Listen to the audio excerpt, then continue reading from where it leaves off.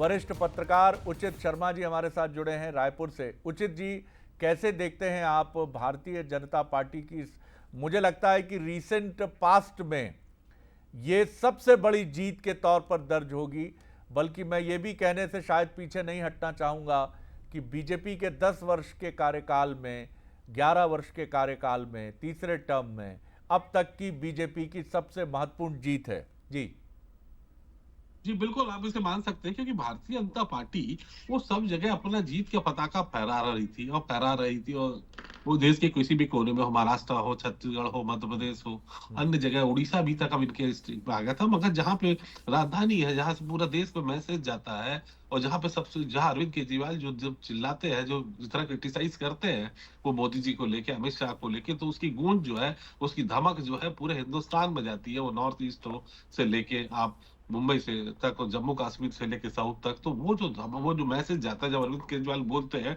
मैं कहूंगा कि जितने भी हमारे देश के मुख्यमंत्री हैं, सबसे ज्यादा अगर किसी की टीआरपी या जो किसी के संदेश सुने जाते हैं या उनके जितने फॉलोअर्स हैं, वो अरविंद केजरीवाल ही होंगे। तो वो जो मैसेज देते हैं जब वो क्रिटिसाइज करते हैं, तो इस क्रिटिसिज्म को रोकने के लिए जरूरी था कि दिल्ली में आना, क्योंकि एक अहम पद पे वो थे।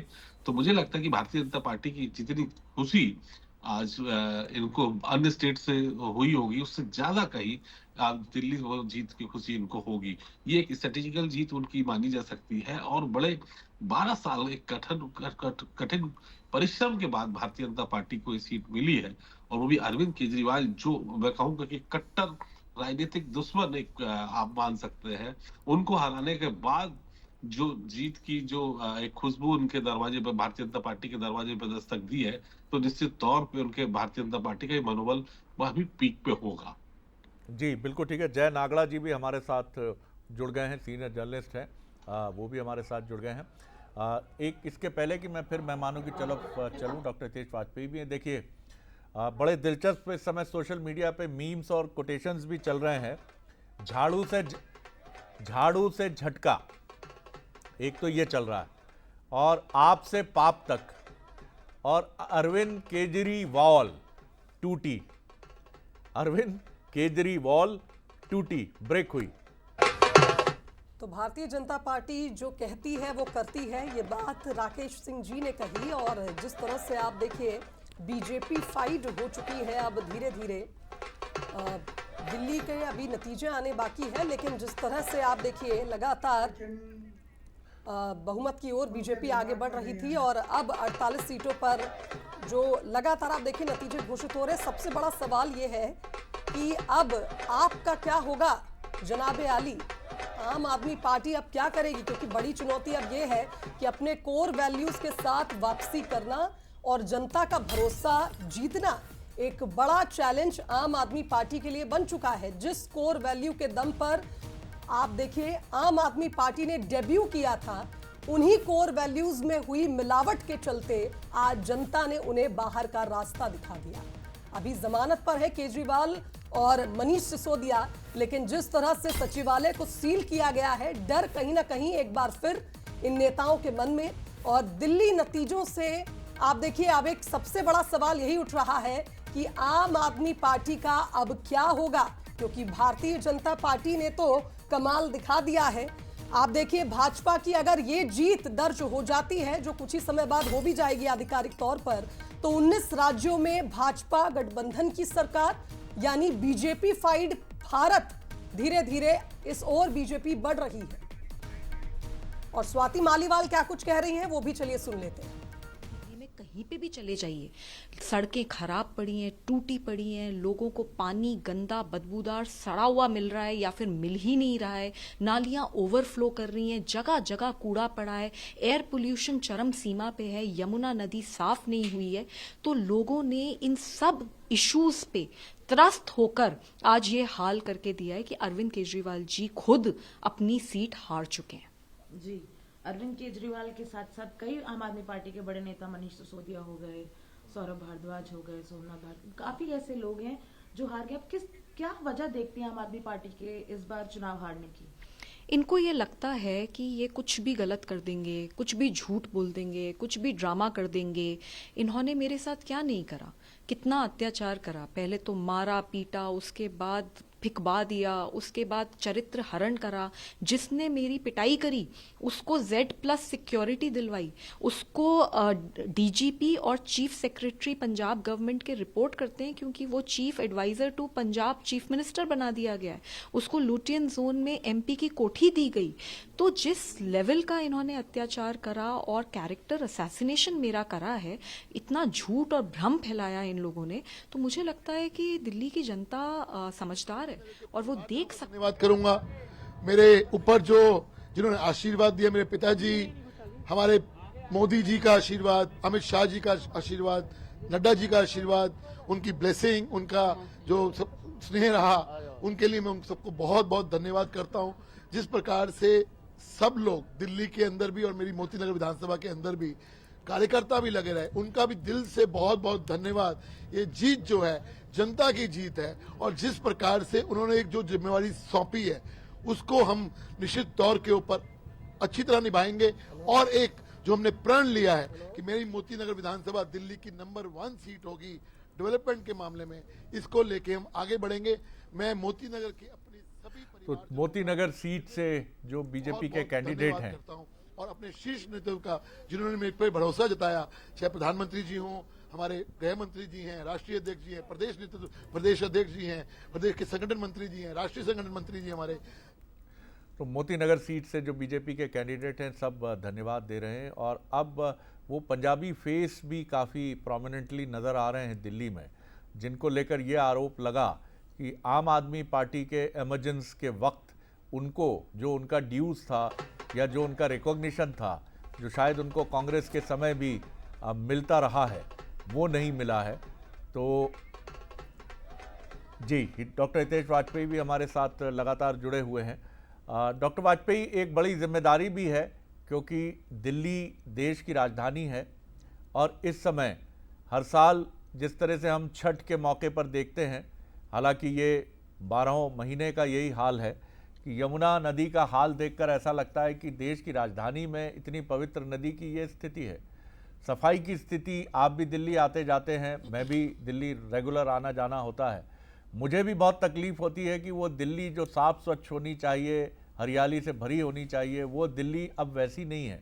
जबकि 10 साल पहले, 15 साल पहले, 20 साल पहले की दिल्ली बहुत बेहतर रही थी।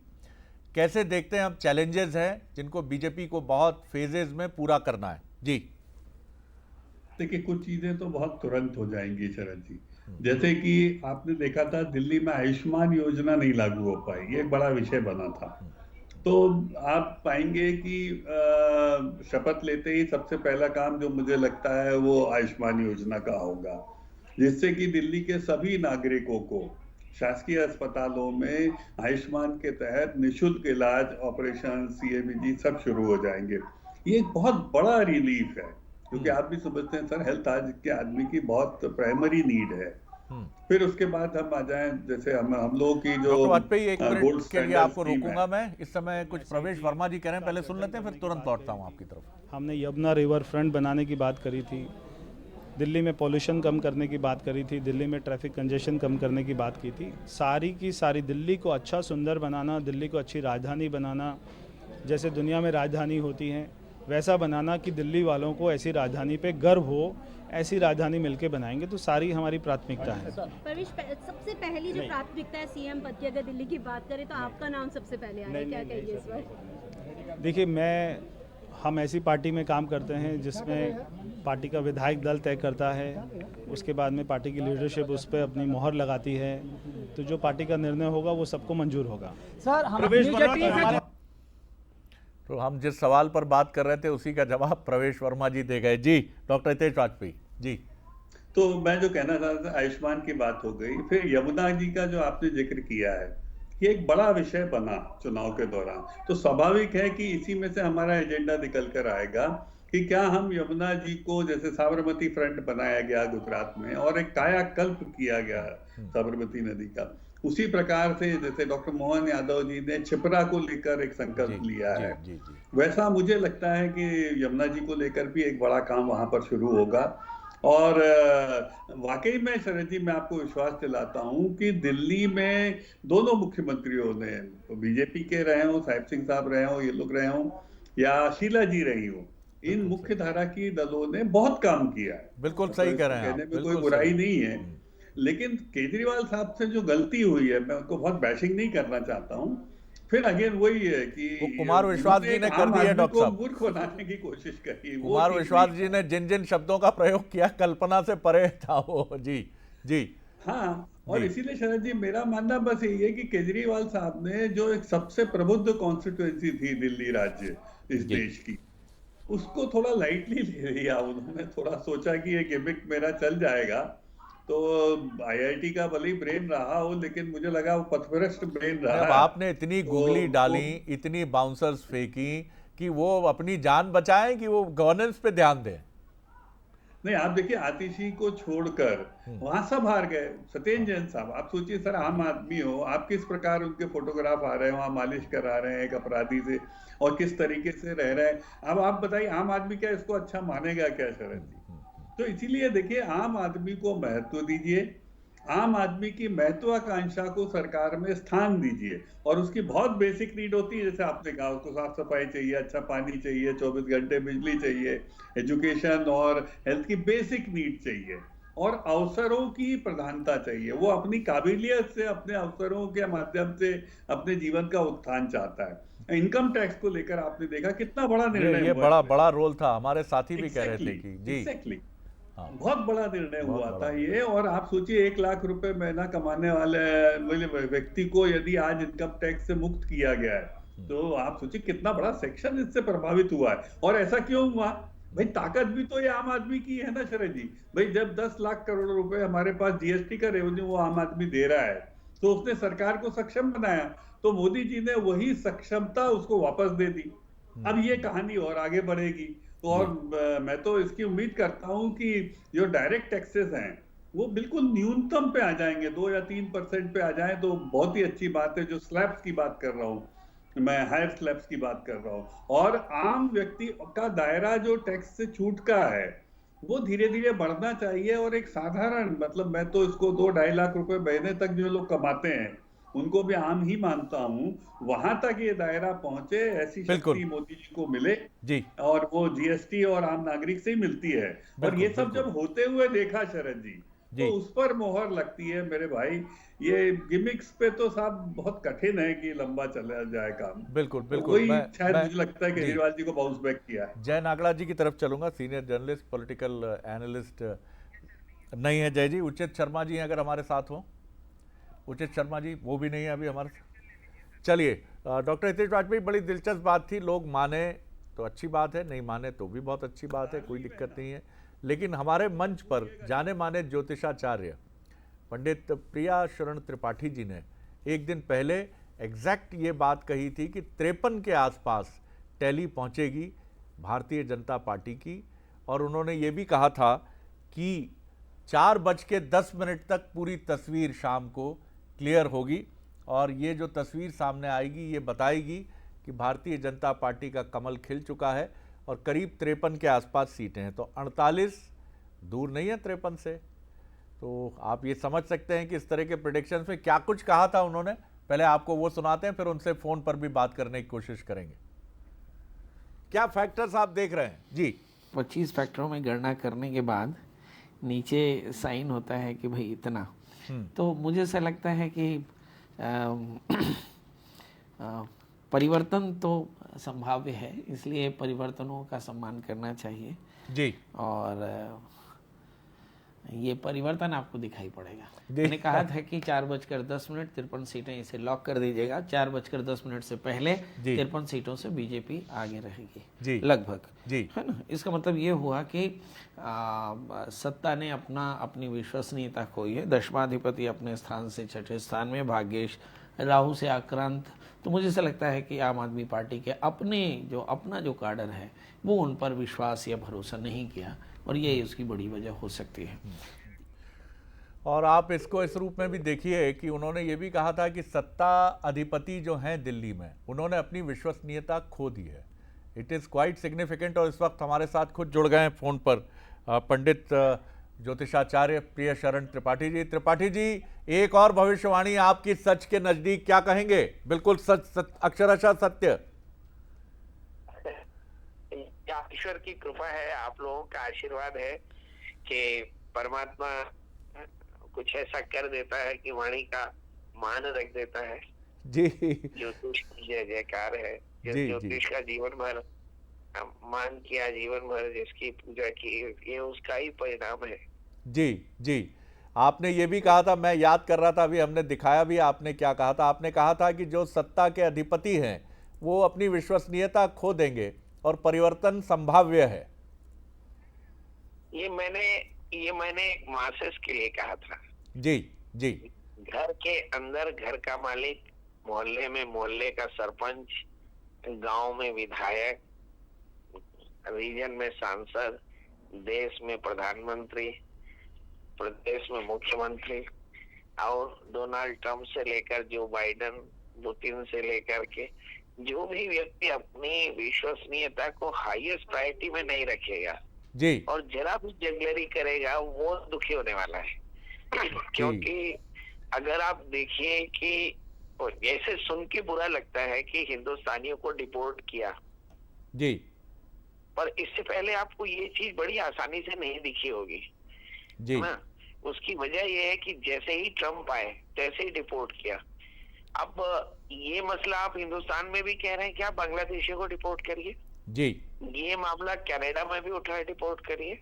जी, मतलब क्या हो रहा है कि बहुत कड़ाई से लोग अपने अनुशासन को पालन करने की बात कह रहे हैं। जी, इसमें कुछ लोग बुरा भी लगेगा, कुछ लोगों को अच्छा भी लगेगा, जी, बट ऐसा लग रहा है कि यदि अपने जीवन में आपने कोई भी ढिलाई रखी है उसे टाइट कर लीजिए। जी, जी, और आपको अपने जीवन में हाईएस्ट परीक्षा देनी है, मतलब जिसको कठिनतम परीक्षाएं बोलते हैं। ये आप ज्योतिषीय गणना के आधार पर कह रहे हैं? नहीं, ये शनि के पास राहु जा रहा है। अच्छा और अच्छा, जी मेष राशि से 12वां शनि और राहु होगा। जी, तो आप देखिए कि जो 29 मार्च से लेकर के और 18 मई तक का जो समय है जी, और जो धीरे धीरे अपन उस तरफ बढ़ रहे हैं, आप देखिए कि बहुत तेजी से बहुत सारी चीजें बदलेंगी और सब चीजें सेटल होंगी। अब बदलने में हो सकता है कि बड़ी मारकाट भी बचे, थोड़ा सा ब्लीडिंग भी हो, थोड़ा सी ब्लाइट भी लगे, आपको बहुत बुरा भी लगे, मगर चीजें सेटल होंगी। इसे नजरिए से देखा जाए तो ये बुरा भी है, पर मुझे ऐसा लगता है कि शनि अपना न्याय कर रहा है, राहु अपना न्याय कर रहा है। इसलिए जो भी सत्ता में आए उन्हें बहुत बधाई, और जो सत्ता में जा रहे हैं उन्हें भी बधाई। बस इतना जाने रहिए कि आप चाहे घर में हो चाहे बाहर हो, आपको अब आने वाले 2.5 से 3 सालों में कठिनतम अनुशासन का पालन करना पड़ेगा। ये मेरा अपना एस्ट्रोलॉजिकल रिसर्च है। और आपको मैं बताऊं कि आप थोड़ा सा नोट कर लीजिए, बहुत अच्छी चीज बता रहा हूँ। हाँ बताइए प्लीज। 2025 है ना जी, 2025 में आप देख रहे हैं कि सारी दुनिया में ब्लीडिंग हो रही है जी, माइनस करिए 1968 जी, वियतनाम से लेकर के, और मार्टिन लूथर किंग की डेथ हुई, फिर उसमें 57 साल कम करिए, आप 57 सालों को 300 साल तक गिनिए, आपको हर 57वें साल में इस तरह की जबरदस्त परिवर्तन की लहर दिखेगी। इसे हम पिशाच योग बोलते हैं, है ना, जब शनि राहु के करीब आता है और शनि राहु के साथ में आने के कारण में इस तरह की बड़ी चीजें देखने को आती हैं। इसलिए मुझे लगता है, और वो समय अब आ रहा है, मतलब वो समय आ रहा है धीरे धीरे, तो इसलिए ये सारी चीजें हो रही है। और ये एक तरह का सिग्निफिकेंट है, इसमें किसी को खुश और किसी को दुख नहीं होना चाहिए, पर ये समझना चाहिए कि जिसको जिम्मेदारी मिली वो बड़ी जिम्मेदारी है, और जो जिम्मेदारी से गया उसे समझना चाहिए कि उसे कुछ कम अच्छा किया। बिल्कुल, आपने बहुत थोड़ा सा गूढ़ जरूर लग सकता है सुनने में, लेकिन ज्योतिषाचार्य पंडित प्रिया शरण त्रिपाठी जी का कहना है कि शनि और राहु का न्याय, तो ये 2.5-3 वर्ष, चाहे घर में एक सामान्य व्यक्ति हो, विशिष्ट व्यक्ति हो, किसी भी वर्ग और किसी भी क्लास का प्रतिनिधित्व करता हो, पॉलिटिशियंस हो, सबको एक कठोर अनुशासन यानी चरित्र का संयम और जो नैतिकता के मान बिंदु हैं उनका पालन करते हुए आगे बढ़ना होगा। अन्यथा कुछ ऐसी घटनाएं भी घट सकती हैं जैसी शायद केजरीवाल जी के साथ घट गई, और ये शनि और राहु अपने न्याय में निर्ममता की हद तक न्यायप्रियता का पालन करते हैं, निर्ममता की चरम सीमा तक। जी, मैं बहुत धन्यवाद करता हूं त्रिपाठी जी, और आपकी इस तरह की भविष्यवाणियों का हम भविष्य में भी आपके माध्यम से लाभ उठाएंगे। और आपकी एक और भविष्यवाणी लोकसभा, विधानसभा, क्रिकेट वर्ल्ड कप के बाद हमारे फोरम पर सत्य प्रमाणित हुई है। बधाई आपको इसके लिए, बहुत धन्यवाद। उचित शर्मा जी की तरफ मैं चलता हूं, सीनियर जर्नलिस्ट जो हमारे साथ हैं। अगर हार के मायनों की मैं बात करूं, अभी आपने पंडित जी को भी सुना, प्रिय शरण जी को भी, और मुझे लगता है कि ज्योतिष की बात अगर आप उसको थोड़ा सा अलग भी रखें तो जीवन भी यही कहता है कि आपने नैतिकता को छोड़ा तो दंड मिलेगा। आपने ईमानदारी का स्वांग किया, नाटक किया, लेकिन आप ईमानदार नहीं हैं। और मैं आपको पीछे भी ले जाऊंगा। आपको याद होगा कि 1977 में एक ऐसी ही क्रांति के बाद जनता पार्टी वजूद में आई थी, लेकिन देश की जनता ने 2 साल में ही देख लिया कि ये तो निहित स्वार्थों का पुलिंदा है, तो उन्होंने उस पार्टी को ठुकरा दिया और फिर कांग्रेस की तरफ गई। क्या अरविंद केजरीवाल के साथ भी यही हुआ सर? जी बिल्कुल शरद जी, इनको एक बार विपक्ष में आना चाहिए था। मैं स्पष्ट रूप से कहूं तो बहुत अहंकार इनमें था। मैं इनके बहुत करीब से जुड़ा हूँ शरद जी, और कि मैं मनीष के साथ काम किया है, मैंने सर गोपाल जी के साथ काम किया है, मैंने योगेंद्र यादव के साथ काम किया है। मैंने इनके बहुत करीब से देखा है कि जो पहले की जो कह रहे थे बाकी हमारे वक्तागण की ये जो पहले और अभी के में बहुत अंतर है, इसको मैंने स्पष्ट रूप से देखा है। तो एक बार विपक्ष में आना चाहिए। एक आंदोलन से जन्मी पार्टी है।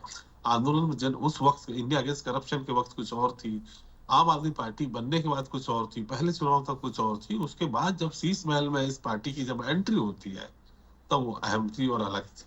तो डेफिनेटली आप विपक्ष का भी आप चेहरा बने कभी, तो विपक्ष हमेशा से उस अहम को नीचे लेके आता है। आप बड़ी महत्वपूर्ण बात कह रहे हैं आप, क्योंकि इसके पहले हमने कुमार विश्वास जी को सुना, हालांकि उनके शब्द कई बार मर्यादा को लांघ गए थे, लेकिन उन्होंने भी ये बात कही। और हमने देखा, चाहे प्रशांत भूषण जी हों, योगेश यादव जी हों, कुमार विश्वास जी हों, आप स्वयं आप कह रहे हैं कि आपने अहंकार के तौर पर देखा। कई लोग आम आदमी पार्टी से इसलिए छिटक गए जो बहुत ही महत्वपूर्ण लोग थे। तो ऐसा क्या अहंकार का क्या कारण था? क्या ये केजरीवाल साहब में अहंकार का आरोप आप लगा रहे हैं कि उनके व्यक्तित्व में थी ये बात?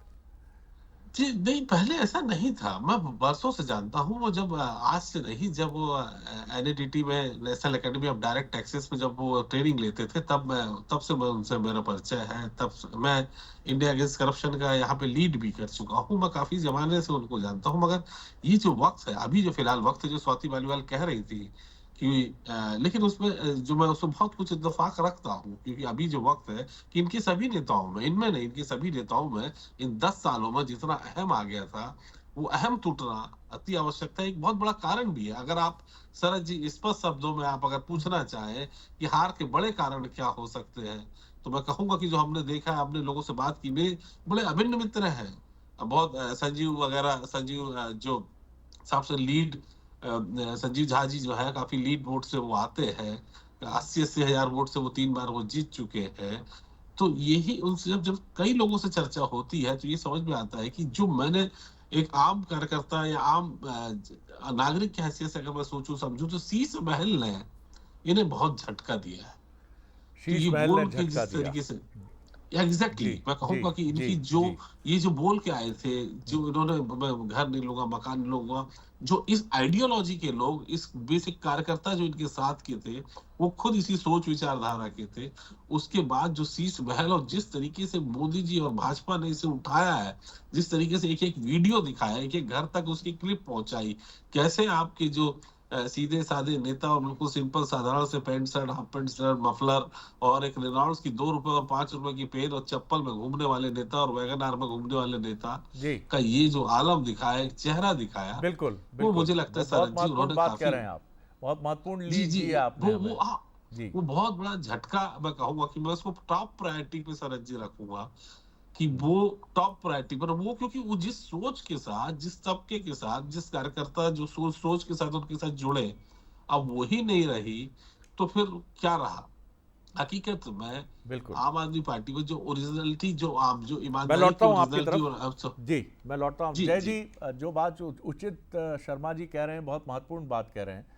भारतीय जनता पार्टी का मैं आकलन करता हूं तो उसकी टॉप लीडरशिप को देखता हूं तो अभी भी विपक्ष के पास अंबानी अडानी के अलावा कोई मसला ऐसा नहीं दिखता है जिसको लेकर वो बीजेपी को घेर ले। और अंबानी अडानी का ये मसला ऐसा पॉलिटिकल ऑब्जर्वर्स मानते हैं कि ये भी शायद जनता को छू नहीं पाया है। वो जो आरोप लगाते हैं कि ये बेनिफिशरीज हैं बड़े उद्योग घरानों से, तमाम चीज़ें, इसके अलावा बीजेपी अपने कोर एजेंडा को लेकर लगातार आगे है। राम मंदिर, 370, ट्रिपल तलाक, यानी उसने अपनी जो छवि गढ़ कर वो राजनीति में आई और राजनीति से लेकर 2025 का सफ़र तय किया। लेकिन केजरीवाल की मैं स्पेशली यहाँ बात करूँगा, केजरीवाल उस छवि से बहुत हट गए। जैसे पहले बीएसपी हटी और उत्तर प्रदेश में सत्ता के परिदृश्य से बाहर हुई, उसके बाद समाजवादी पार्टी अपराधीकरण के आरोपों से घिरी, वो भी सत्ता से हटी, और अब ये तीसरी रीजनल पार्टी आम आदमी पार्टी। शरद जी, पहले तो आम आदमी पार्टी का जो हश्र हुआ है ये बहुत ही निराशाजनक है, खासतौर पे जिन्हें थोड़ा सा उस समय लोकतंत्र में उम्मीदें जगी थी कि एक तीसरा फ्रंट तैयार हुआ है और कमोबेश ये कुछ अपनी ही बड़ी गलतियों से आ रहे हैं। तो मुझे लगता है कि जो तीसरा विकल्प की जो उम्मीद जगी थी मैं रोक रहा हूँ आपको, मैं लौट रहा हूँ आपकी तरफ, लौट रहा हूँ। जय जी, प्रधानमंत्री दिल्ली के नतीजों पर कुछ बोले हैं, पहले सुन लेते हैं कि क्या कुछ उन्होंने कहा है। ये उन्होंने कहा है यानी बातचीत की है, कार्यकर्ताओं पर गर्व है, ये बोले हैं प्रधानमंत्री। विकास जीता, सुशासन जीता, ये भी प्रधानमंत्री का कहना है। विकास जीता, गवर्नेंस जीती, हम मजबूती से दिल्ली की सेवा करते रहेंगे, कार्यकर्ताओं पर गर्व है।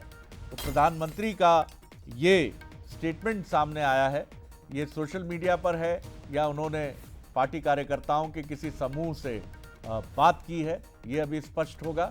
लेकिन उनका ये कहना है दिल्ली नतीजों को लेकर कि ये सुशासन की, गुड गवर्नेंस की और पार्टी की नीतियों की जीत है, कार्यकर्ताओं पर हमें गर्व है, ये कहना है प्रधानमंत्री नरेंद्र मोदी का। इसके पहले जी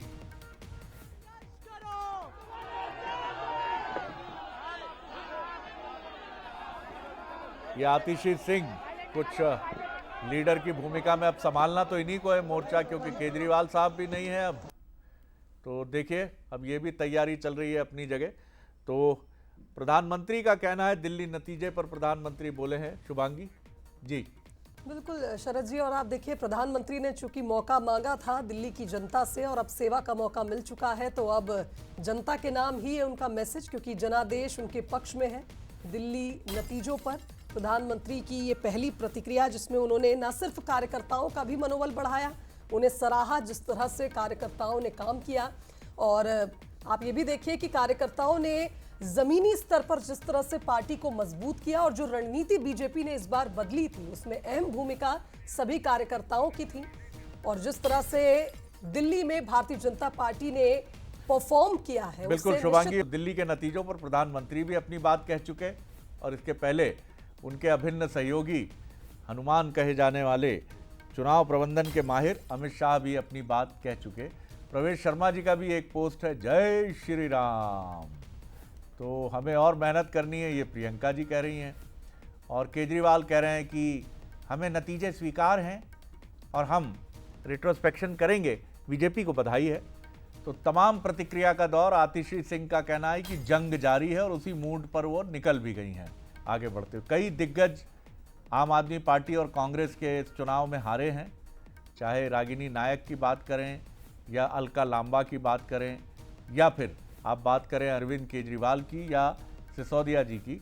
तो तमाम जो दिग्गज नेता हैं उनको, लेकिन अब क्या कि बिल्कुल ये बड़ा अपडेट शरद जी हमारे दर्शकों को बताएंगे। शाम 4 बजे तक मुख्यालय पहुंचने के लिए सभी कार्यकर्ताओं को कहा गया है और शाम 5:30 बजे तक प्रधानमंत्री भी कार्यकर्ताओं को संबोधित करने के लिए वहां पहुंच सकते हैं, क्योंकि आप देखिए बीजेपी की ये प्रचंड जीत जिसका श्रेय प्रधानमंत्री पहले ही एक्स पर पोस्ट के जरिए अपने कार्यकर्ताओं को इसका श्रेय दे चुके हैं। तो अब मुख्यालय बुलाया है सभी को, बीजेपी कार्यकर्ताओं को मुख्यालय पहुंचने के लिए कहा गया है और शाम 4 बजे तक सभी कार्यकर्ताओं को बुलाया गया है, जिसके बाद 5:30 बजे का वो वक्त होगा जब प्रधानमंत्री तमाम कार्यकर्ताओं को संबोधित करेंगे उन्हें बधाई देंगे इस प्रचंड बहुमत से जीत के लिए। तो देखिए 47 सीटों पर बीजेपी की बढ़त और आम आदमी पार्टी 23 सीटों पर। ये जो फ्लक्चुएशंस हैं ये अब काफी स्टेबलाइज होते नजर आ रहे हैं और धीरे धीरे आप देखिए तस्वीर अब लगभग साफ हो चुकी है। चलिए, कुमार विश्वास ने भी काफी आक्रामक शब्दावली का इस्तेमाल करते हुए अपनी बात कही है और थोड़ी देर में हम आपको सुनवाएंगे कि क्या कुछ कहा है। चलिए सुन लीजिए कुमार विश्वास ने क्या कुछ कहा था। बड़ा आक्रामक था, बड़ी बोल्ड बल्लेबाजी की है कुमार विश्वास जी ने, सुनिए। कुमार विश्वास जो कहते नजर आए, कभी बड़े क्लोज एसोसिएट होते थे। एक छोटे से कमरे में 2012-13 में राजनीति की गोटियां अरविंद केजरीवाल के साथ खेलते थे। बड़ा हंसी मजाक होता था, कविताएं सुनी और सुनाई जाती थीं।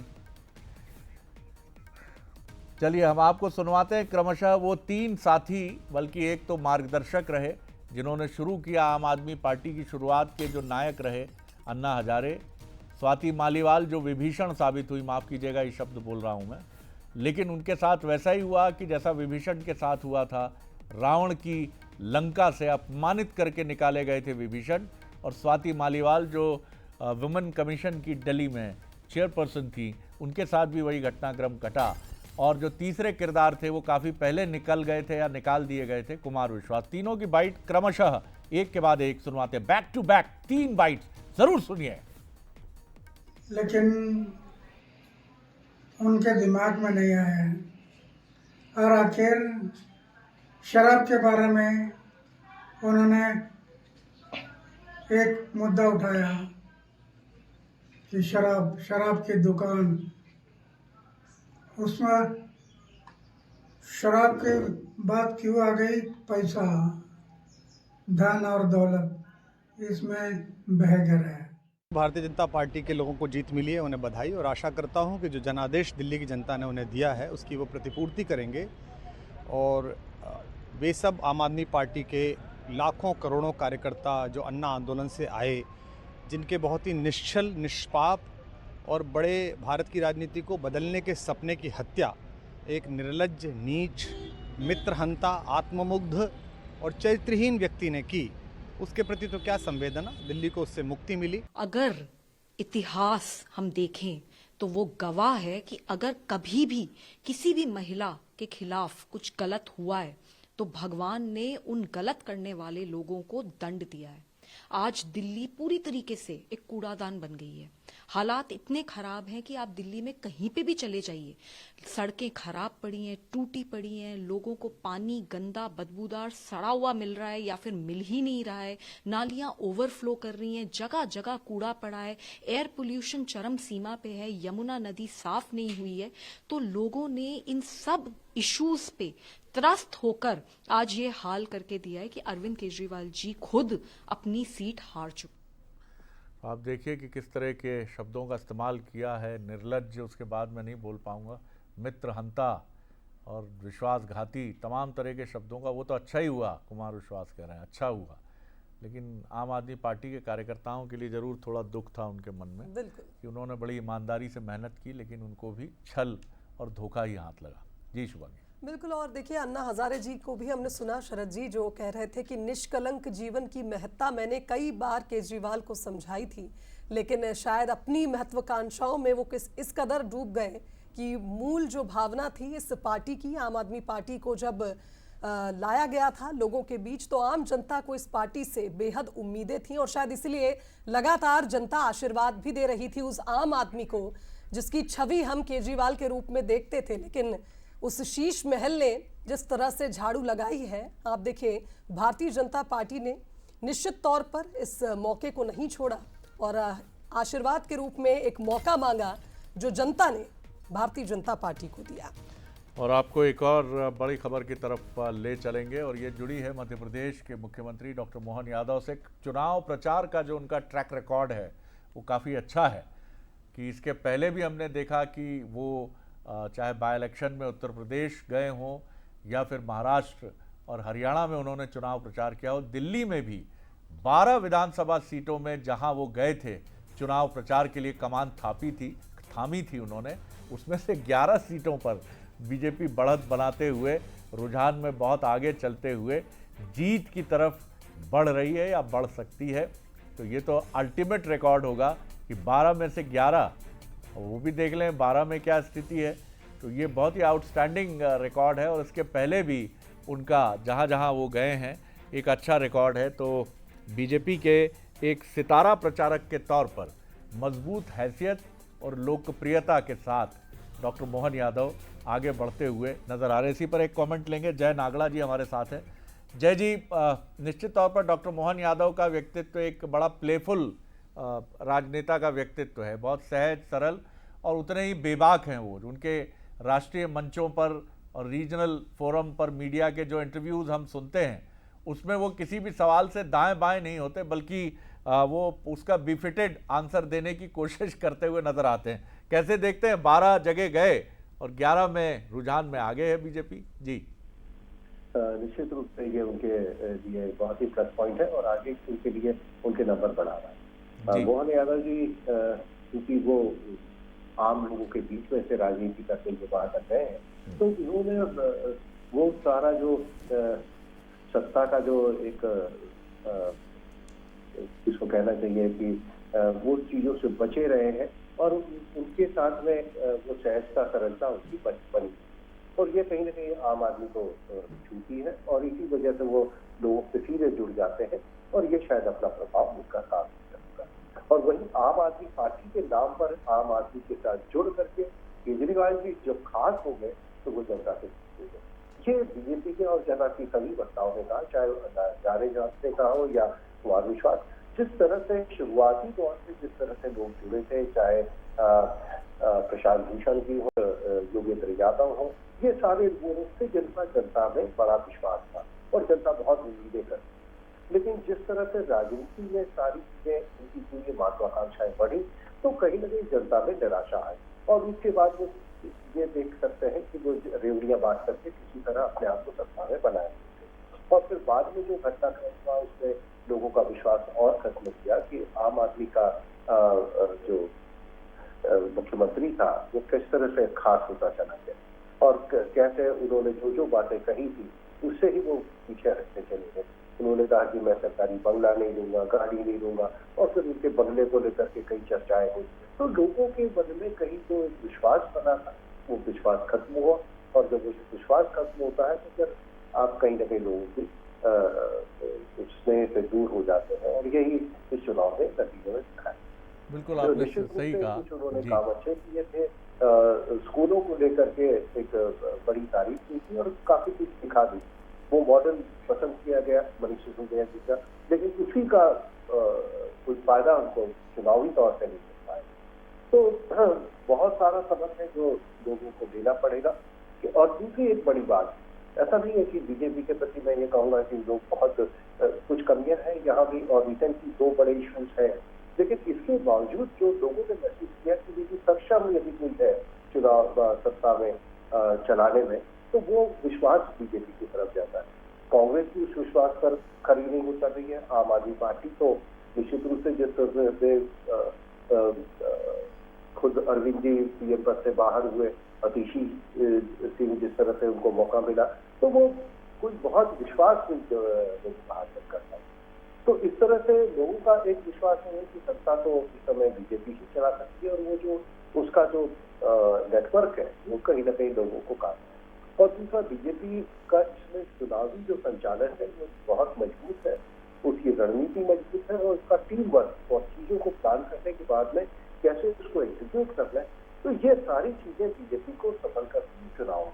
बिल्कुल। तो इसमें जी तो ये सारी चीजों के बावजूद बीजेपी का वहां पे आना बड़ी बात है और ये बीजेपी की ताकत को और बढ़ा रहा है, क्योंकि दिल्ली में सत्ता में आना बड़ी बात है। जी बिल्कुल सही कहा आपने। और आपको अपडेट दे दें अब तक के जो महत्वपूर्ण अपडेट हैं, तो दिल्ली में रवानगी तय है आम आदमी पार्टी की। आप कह सकते हैं आउटगोइंग है वो, निवर्तमान है वो, और जो वर्तमान होने जा रही है वो है भारतीय जनता पार्टी।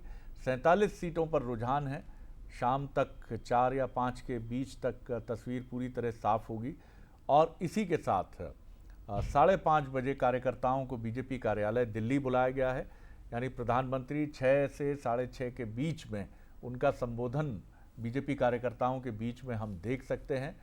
अरविंद केजरीवाल जी ने हार स्वीकार कर ली है और उन्होंने बीजेपी को बधाई दी है और उम्मीद जाहिर की है कि वो अपनी जो वायदे हैं उनको पूरा करेगी।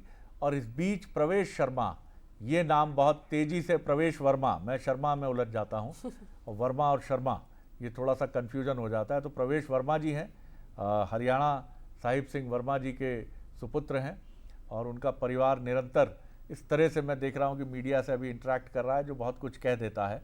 यानी मैसेज साफ है, अमित शाह जी से मिलने के बाद प्रवेश वर्मा जी सबसे लाइकली कैंडिडेट हैं चीफ मिनिस्टर के चेहरे के लिए। अभी तो ये बात की बात है क्योंकि अभी तो जश्न चलेगा, फिर CLP की बैठक होगी और बैठक के बाद एक लाइन का प्रस्ताव पारित होगा कि फला फला नेता के पक्ष में हम सब हैं और फिर वही नाम जो भी इंचार्ज प्रभारी होंगे उस मीटिंग के, उस बैठक के, दिल्ली के, वो उसका नाम डिक्लेयर कर देंगे। फिलहाल हम रुक रहे हैं एक छोटे से ब्रेक के लिए। बने रहिएगा बंसल न्यूज़ पर क्योंकि दिल्ली इलेक्शन का एक्सक्लूसिव कवरेज और तमाम खबरें जारी हैं।